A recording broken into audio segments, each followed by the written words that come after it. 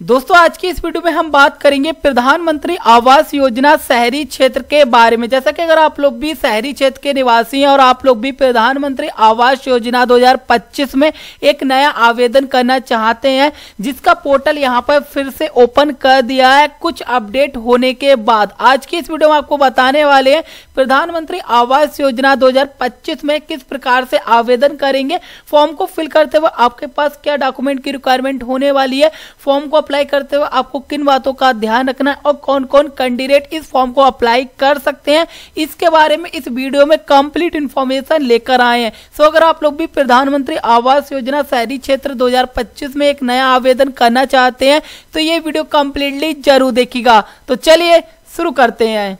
प्रधानमंत्री आवास योजना शहरी क्षेत्र 2025 में एक नया आवेदन करने से पहले आपको कुछ महत्वपूर्ण इन्फॉर्मेशन के बारे में जानना काफी ज्यादा जरूरी है, जिसकी पूरी इन्फॉर्मेशन मैंने अपनी वेबसाइट सक्सेना टेक्निकल पे पूरा आर्टिकल हिंदी में लिख रखा है, जिसका लिंक आपको वीडियो के डिस्क्रिप्शन में मिल जाएगा। आप लोग वहां पे क्लिक करके डायरेक्टली यहाँ पर आ सकते हैं और आप लोग अपनी पूरी इन्फॉर्मेशन जान सकते हैं प्रधानमंत्री आवास योजना से रिलेटिव। सबसे पहले हम बात करेंगे प्रधानमंत्री आवास योजना, जो भी शहरी इलाकों में लोग रहने वाले हैं, जो लोग प्रधानमंत्री आवास योजना के लिए आवेदन करेंगे, वो यहाँ पर 1 करोड़ लोगों को प्रधानमंत्री आवास योजना का लाभ मिलने वाला है। प्रधानमंत्री आवास योजना की जो इंपोर्टेंट डेट है, ये फॉर्म स्टार्ट कर दिए थे 1/1/2025 से। इसकी जो लास्ट डेट है वो यहाँ पर 31 जनवरी 2025 रखी गई है। जितना जल्दी हो सके उतने जल्दी आप लोग डॉक्यूमेंट को कंप्लीट करके अपने फॉर्म को आवेदन कर सकते हैं। बात करेंगे एप्लीकेशन फीस के बारे में, तो आप लोगों को बता दें गवर्नमेंट से किसी प्रकार का कोई भी इस फॉर्म को फिल करने का शुल्क नहीं है। आप लोग अपने घर बैठे आसानी से फॉर्म को अप्लाई कर सकते हैं। बात करेंगे प्रधानमंत्री आवास योजना रिलेटेड ऑनलाइन आवेदन करने के लिए आपके पास ये डॉक्यूमेंट का होना काफी ज्यादा जरूरी है। सबसे पहले नंबर पे आपके जो भी आवेदक हैं, जिसका आप लोग प्रधानमंत्री आवास योजना के अंतर्गत आवेदन कर रहे हैं, उन कैंडिडेट का यहाँ पर आधार कार्ड का होना काफी ज्यादा जरूरी है। साथ में उनके आधार कार्ड में उनका नाम और जन्म तिथि भी बिल्कुल सही होना चाहिए। साथ में उनके आधार कार्ड पे मोबाइल नंबर का लिंक भी होना काफी ज्यादा जरूरी है। दूसरे नंबर पे आपकी फैमिली में जितने भी मेंबर हैं, उन सभी मेंबर के आधार कार्ड होना चाहिए, ताकि फॉर्म को फिल करते वक्त सारे फैमिली के मेंबर ऐड किए जा सकें। जिन मेंबरों की यहाँ पर शादी हो चुकी है, उन मेंबरों के आधार कार्ड की आवश्यकता नहीं है। जो लोग अनमैरिड है, उन्हीं फैमिली मेंबर को यहाँ पर जोड़ा जाएगा। तीसरे नंबर पे जो कैंडिडेट आवेदन कर रहे हैं, उनका यहाँ पर बैंक अकाउंट होना अनिवार्य है। वो बैंक अकाउंट ज्वाइंट नहीं होना चाहिए, सिंगल अकाउंट होना चाहिए। इसका भी आपको यहाँ पर ध्यान रखना है। चौथे नंबर पे आय प्रमाण पत्र, जो भी कैंडिडेट आवेदन कर रहे हैं उस फैमिली मेंबर के आय प्रमाण पत्र होना चाहिए। मिनिमम आपकी जो आय है वो यहाँ पर 3 लाख से ज्यादा की नहीं होनी चाहिए। 5वें नंबर पे जो भी कैंडिडेट आवेदन कर रहे हैं, उसी कैंडिडेट के नाम पर भूमि होनी चाहिए। भूमि का प्रूफ उसी कैंडिडेट के नाम पर होना चाहिए। भूमि के प्रूफ में आप लोग यहाँ पर लगा सकते हैं बैनामा की फोटोकॉपी लगा सकते हैं, टैक्स की रसीद लगा सकते हैं, इलेक्ट्रिसिटी बिल लगा सकते हैं, या फिर इसके अलावा कोई भी अदर प्रूफ लगा सकते हैं भूमि से रिलेटिव। ये सारे बात हो गई डॉक्यूमेंट के बारे में। इसके बाद मैंने थोड़ी इन्फॉर्मेशन यहाँ पर हिंदी में लिख रखी है कि कौन कौन कैंडिडेट किस किस कैटेगरी में अपने आवेदन कर सकते हैं। जैसा कि आप लोग यहाँ पर देख सकते हैं, हिंदी में सारी इन्फॉर्मेशन आपको यहाँ पर देखने को मिल जाएगी। लेकिन हम डायरेक्टली चलते हैं प्रधानमंत्री आवास योजना की ऑफिशियल वेबसाइट पे। तो इसी वेबसाइट के नीचे आना है, यहाँ पर आपको एक ऑप्शन मिलेगा क्लिक हेयर का। डायरेक्टली आपको यहाँ पर क्लिक हेयर पे क्लिक कर देना है। क्लिक करने के बाद हम आ चुके हैं प्रधानमंत्री आवास योजना शहरी क्षेत्र की ऑफिशियल वेबसाइट पर। इस वेबसाइट के माध्यम से आप अपने फॉर्म को अप्लाई करेंगे, तो इस वेबसाइट का भी लिंक आपको वीडियो के डिस्क्रिप्शन में मिल जाएगा। आप लोग वहां पे क्लिक करके डायरेक्टली यहां पर आ सकते हैं। फॉर्म को अप्लाई करने के लिए आपको एक ऑप्शन मिलेगा अप्लाई फॉर ऑनलाइन, आपको डायरेक्टली इस पर क्लिक कर देना है। क्लिक करने के बाद यहाँ पर प्रधानमंत्री आवास योजना का जो 2.0 का जो पोर्टल है वो यहाँ पर ओपन हो चुका है और इस पोर्टल में कुछ अपडेट किए गए हैं। वो अपडेट आपको यहाँ पर समझना काफी ज्यादा जरूरी है। जैसा कि देख सकते हैं यहाँ पर अप्लाई फॉर PMJY 2.0 लिखा हुआ है, तो आपको डायरेक्टली इस पर क्लिक कर देना है। क्लिक करने के बाद यहाँ पर कुछ इनकी टर्म्स एवं कंडीशनें देखने को मिलेंगी, जैसा कि आप लोग यहाँ पर देख सकते हैं। जैसा कि यहाँ पर BLC का मतलब यानी बेनिफिशियरी लैंड कंस्ट्रक्शन आप लोगों को देखने को मिलेगा। इसकी पूरी इंफॉर्मेशन यहाँ पर इंग्लिश में लिखी हुई है और यही सारी इन्फॉर्मेशन मैंने अपनी वेबसाइट सक्सेना टेक्निकल पे हिंदी में भी लिख रखा है, जैसा कि आप लोग यहाँ पर देख सकते हैं। बीएलसी का मतलब होता है, जैसा कि अगर आप लोग इस योजना में बीएलसी के लिए आवेदन कर रहे हैं तो आपकी जो भी यहाँ पर इनकम है वो यहाँ पर 3 लाख रुपए तक की होनी चाहिए। साथ में आपको यहाँ पर 2.5 लाख रुपए मकान बनाने के लिए आपको मिलने वाले हैं और आपका जो भी प्लाट का एरिया है वो यहाँ पर 45 स्क्वायर फीट से ज़्यादा का नहीं होना चाहिए। 45 स्क्वायर फीट में अगर आपका प्लाट है तो आप लोग उस प्लाट पे अपने मकान को बना सकते हैं, जिसमें आपको 2.5 लाख रुपए का आर्थिक सहायता दी जाएगी। दूसरे नंबर पे आपको यहाँ पर AHP का ऑप्शन मिलेगा। AHP की भी डिटेल मैंने यहाँ पर हिंदी में लिख रखी, जैसे कि आप लोग यहाँ पर हमारी वेबसाइट पर आकर पढ़ सकते हैं। AHP का मतलब जहाँ पर देखिएगा AHP में कौन कौन से कैटेगरी के आते हैं, यहाँ पर देखिएगा जो भी कैंडिडेट जिनकी यहाँ पर जो एनुअल इनकम है वो यहाँ पर 3 लाख रुपए से ज़्यादा की नहीं होनी चाहिए और साथ में जो उनका जो यहाँ पर प्लाट है वो यहाँ पर 30 से 45 वर्ग मीटर में आपको मिलने वाला है। इसमें दोस्तों यहाँ पर जैसा कि ऐसे एरिया होते हैं जहाँ पर कॉलोनी आपको दी जाती है, उस प्रकार से आपको 30 स्क्वायर फीट से लेकर 45 स्क्वायर फीट के बीच में आपको 2.5 लाख रुपए में मकान बना के दिए जाते हैं। ये दूसरा ऑप्शन आप लोगों को उसमें देखने को मिल रहा है AHP वाले ऑप्शन में।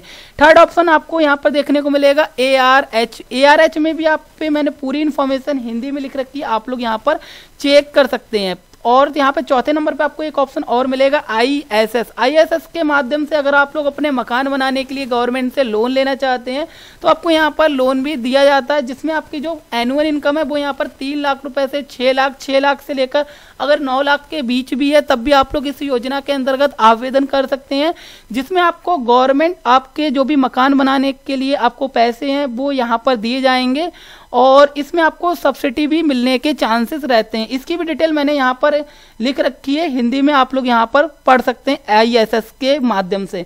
तो ये सारी डिटेल आप लोग यहाँ पर चेक कर सकते हैं, रीड कर सकते हैं। सारी डिटेल को चेक करने के बाद आपको एक ऑप्शन मिलेगा क्लिक टू प्रोसीड, आपको डायरेक्टली इस वाले ऑप्शन पे क्लिक कर देना है।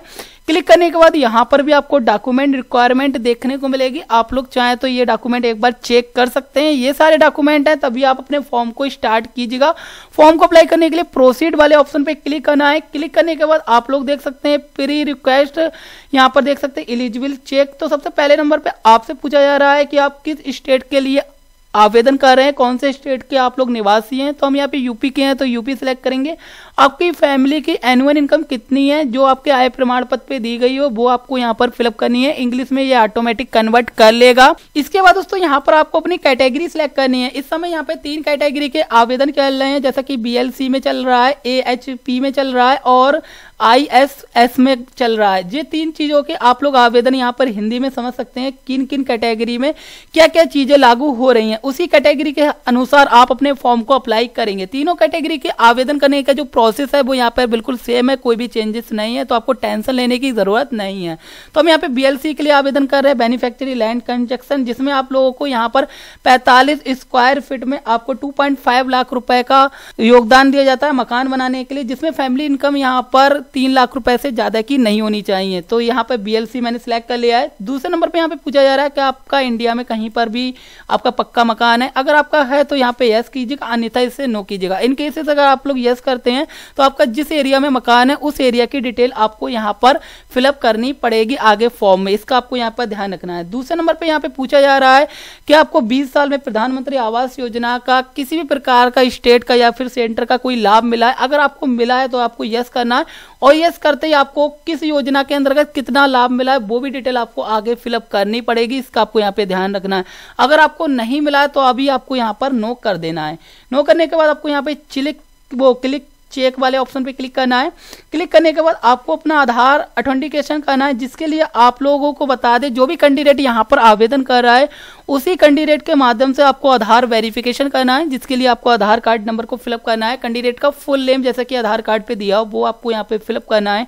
डिक्लेरेशन पे टिक करना है और जनरेट OTP पे आपको डायरेक्टली क्लिक कर देना है। जनरेट OTP पे क्लिक करने के बाद आपके जो भी मोबाइल नंबर जनरेट OTP पे क्लिक करने के बाद आपके जो भी आधार कार्ड पे फोन नंबर लिंक होगा उसके लास्ट 4 डिजिट देखने को मिलेंगे। इसी नंबर पे आपके OTP सेंड किया गया है तो आपको यहाँ पे ओके करना है और ओके करने के बाद OTP फिलअप करना है और प्रोसीड वाले ऑप्शन पे आपको डायरेक्टली क्लिक कर देना है। क्लिक करने के बाद हमारा जो फॉर्म है वो यहाँ पर ओपन हो चुका है, जैसा कि आप लोग यहाँ पर देख सकते हैं। ये हमारा फॉर्म किस कैटेगरी में ओपन हुआ है वो कैटेगरी आपको यहाँ पर देखने को मिल रही है। साथ में हमारा नाम है और यहाँ पर हमारा आधार कार्ड नंबर देखने को मिल रहा है। अगर आपके पास पैन कार्ड है तो आप लोग यहाँ पे फिल कर सकते हैं, अन्यथा इसे छोड़ सकते हैं, कोई दिक्कत नहीं है। आपकी डेट ऑफ बर्थ क्या है आधार कार्ड के अनुसार यहाँ पे फिलअप कीजिएगा। साथ में आपको अपना मोबाइल नंबर फिल करना है। अगर आपके पास ईमेल आईडी अवेलेबल है तो यहाँ पे फिल कर सकते हैं, अन्यथा इसे छोड़ सकते हैं।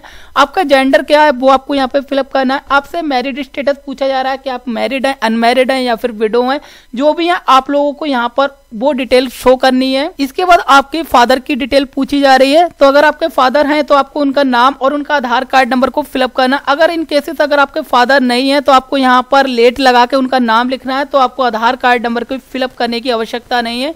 इसके अलावा आपको यहाँ पे मदर नेम आपसे पूछा जा रहा है, आपकी जो भी माता का नाम है वो आप लोगों को यहाँ पे फिल करना है। उनके आधार कार्ड नंबर को भी आपको यहाँ पर फिलअप करना है। इन केसेस अगर आपकी माता एक्सपायर हो गई है तो आपको यहाँ पर स्वर्गीय लगाकर यहाँ पर उनका फुल नेम फिल करना है और यहाँ पर उनके आधार कार्ड नंबर को फिलअप करने की आवश्यकता नहीं है। इसके बाद आपसे पूछा जा रहा है कि आप एम्प्लॉयमेंट क्या रोजगार करते हैं, आप लोग लेबर हैं या फिर कोई प्राइवेट जॉब करते हैं, किस सेक्टर में काम करते हैं वो डिटेल आपको यहाँ पर दिखानी है। अगर आप लोग मजदूरी करते हैं तो आप लोग यहाँ पर लेबर फिलअप कर सकते हैं। इसके बाद आपका जो भी आवेदक है उसका ऑक्यूपेशन क्या है, जैसा कि वो क्या व्यवसाय करते हैं, वो डिटेल आपको यहाँ पर फिलअप करनी है। ये डिटेल को फिल करने के बाद यहाँ पर आपको अपना धर्म सिलेक्ट करना है, यहाँ पर आपको अपनी कैटेगरी सिलेक्ट करनी है।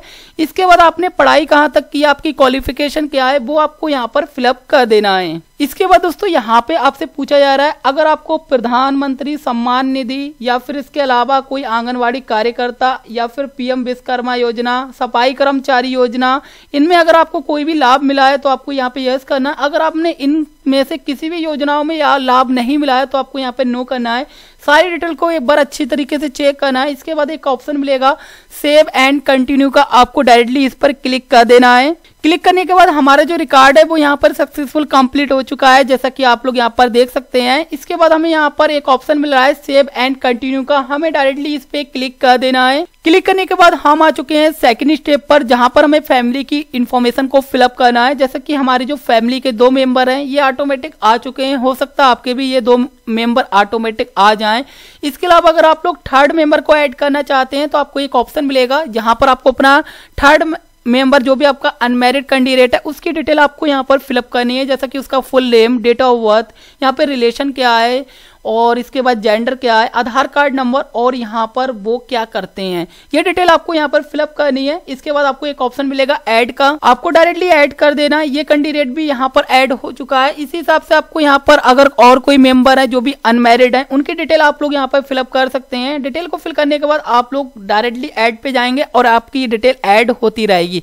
तो फाइनली मेरे यहाँ पर 3 मेंबर हैं तो तीनों मेंबर मैंने ऐड कर लिए हैं। इसके बाद हमें एक ऑप्शन मिलेगा सेव एंड कंटिन्यू का, इस पे क्लिक कर देना है। क्लिक करने के बाद हम आ चुके हैं यहाँ पर कुछ डिटेल पर, जहां पर क्लिक करने के बाद हम आ चुके हैं हाउस होल्ड डिटेल पर, जहां पर आपको EWS का एक ऑप्शन ऑटोमेटिक लॉक किया हुआ है वो मिलेगा। इसके बाद यहाँ पे पूछा जा रहा है कि आपका भारत में कहीं पर भी मकान नहीं है, तो हम यहाँ पे ऑलरेडी नो कर चुके हैं तो इसकी डिटेल फिल करने की आवश्यकता नहीं है।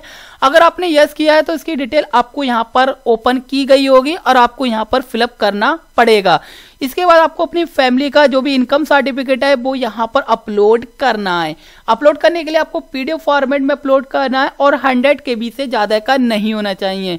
PDF में अपलोड करने के बाद डायरेक्टली यहाँ पर अपलोड करना है और अपलोड हो जाएगा। इसके बाद आपसे पूछा जा रहा है कि आप इस कस्बे में कब से रह रहे हैं, कितने सालों से यहाँ पर रह रहे हैं, तो उसकी डिटेल आपको यहाँ पर फिलअप करनी है। यहाँ पे पूछा जा रहा है कि आप इस समय कैसे मकान में रह रहे हैं, ओनर है यानी खुद के मकान में रह रहे हैं, रेंट पे ले रहे हैं या फिर नो हाउस, अगर आपका अभी तक कोई हाउस नहीं है, ये डिटेल आपको यहाँ पर फिलअप करनी है। तो आप अपने हिसाब से यहाँ पे टिक कर दीजिएगा। इसके बाद आपको एक ऑप्शन मिलेगा सेव एंड कंटिन्यू, आपको डायरेक्टली इस पर क्लिक कर देना है। क्लिक करने के बाद हमारा ये भी रिकॉर्ड सक्सेसफुल हो चुका है। हम आ चुके हैं एड्रेस डिटेल पर। एड्रेस डिटेल पे आने के बाद दोस्तों सबसे पहले नंबर पे आपके जो भी आधार कार्ड पे इंफॉर्मेशन है, जो भी आपकी कांटेक्ट डिटेल है, वो डिटेल आपको यहाँ पर फिलअप करनी है। जैसा कि आपके मकान नंबर, हाउस नंबर क्या है, आपका मोहल्ला एरिया क्या लगता है वो आपको यहाँ पे फिलअप करना, आपका स्टेट क्या है, आपका डिस्ट्रिक्ट क्या है, आपका सिटी क्या, आपका एरिया का पिन कोड क्या है, ये सारी डिटेल आपको यहाँ पर फिलअप करनी है। अगर आपका वर्तमान और स्थायी पता सेम है तो डायरेक्टली आपको इस पर क्लिक कर देना है, दोनों एड्रेस सेम हो जाएंगे। इसके बाद दोस्तों थोड़ा नीचे आएंगे तो यहाँ पर आपको अपना आवास योजना का स्थान, जहाँ पर भी आप लोग अपना मकान बनाना चाहते हैं उसकी डिटेल आपको यहाँ पर फिलअप करनी है। जैसा कि जो भी आपका प्लॉट पड़ा है जहाँ पर भी है उसकी आपको डिटेल फिल करनी है। जैसा कि उसका फुल एड्रेस क्या है ये डिटेल आपको यहाँ पे फिल करनी है, कौन से डिस्ट्रिक्ट में है, कौन से सिटी में है, उसका एरिया का पिन कोड क्या है, आपके भूमि से रिलेटिव कोई भी दस्तावेज है जैसा कि बैनामा हो गया या फिर इलेक्ट्रिसिटी बिल हो गया, टैक्स का बिल हो गया या फिर इसके अलावा और भी कोई प्रूफ है जमीन का, वो आपको यहाँ पर अपलोड करना है। तो अपलोड करने के लिए यहाँ पर आपको अपना PDF फॉर्मेट में भी आप लोग अलाउ कर सकते हैं। 1 MB का साइज है, जितनी फाइल हो सके उतना आप लोग यहाँ पर पेज अपलोड कर दीजिएगा। चॉइस फाइल पे जाएंगे, अपलोड पे क्लिक करेंगे, आपका रिकॉर्ड अपलोड हो जाएगा। इसके बाद आपको एक ऑप्शन मिलेगा सेव एंड कंटिन्यू का, डायरेक्टली आपको इस पर क्लिक कर देना है। क्लिक करने के बाद दोस्तों हमारा ये भी लैंड की डिटेल है, ये सक्सेसफुल हो चुकी है। अब हम ओके कर देंगे। इसके बाद दोस्तों हम आ चुके हैं फाइनल स्टेप पर, जहां पर आपको अपने बैंक की डिटेल को फिल करना है। ये अकाउंट नंबर आपको वही फिल करना है जिसमें आपको पैसे लेने हैं, तो आपको यहाँ पर अपने अकाउंट नंबर को फिल करना है, कंफर्म अकाउंट नंबर फिल करना है, IFSC कोड फिल करना है, गेट बैंक डिटेल पे आपको क्लिक कर देना है।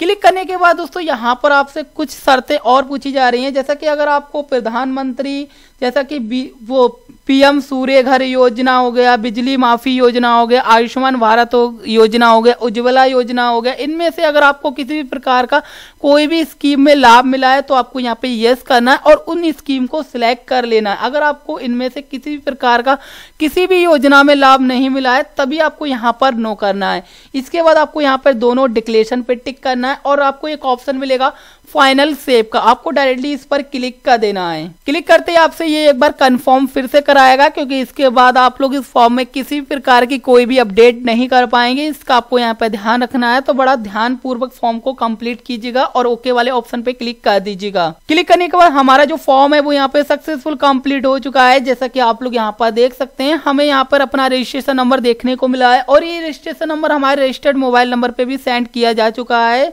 इसके बाद हम यहाँ पे नेक्स्ट वाले ऑप्शन पे क्लिक करेंगे तो हमारा जो भी फॉर्म का पूरा प्रीव्यू है यहाँ पर देखने को मिलेगा, साथ में हमारा फिर से रजिस्ट्रेशन नंबर देखने को मिल रहा है और यहाँ पर हमें एक ऑप्शन मिलेगा प्रिंट का। प्रिंट वाले ऑप्शन पे क्लिक करके हम अपने फॉर्म का प्रिंट आउट निकाल लेंगे। प्रिंट आने के बाद हमारा खुद का आशियाना योजना का जो फॉर्म है वो यहाँ पे सक्सेसफुल कंप्लीट हो चुका है। सबके पास खुद का आशियाना हो, इसके लिए नगर निगम क्षेत्र के लोगों का प्रधानमंत्री आवास योजना के लिए विभागीय पोर्टल पर ऑनलाइन आवेदन लिया जा रहा है। इधर निगम क्षेत्र के लोगों को PM आवास योजना 2.0 के लाभ दिलाने को लेकर नगर आयुक्त संतोष कुमार ने सभी वार्ड पार्षद को निर्देशित किया है। साथ ही निगम कार्यालय के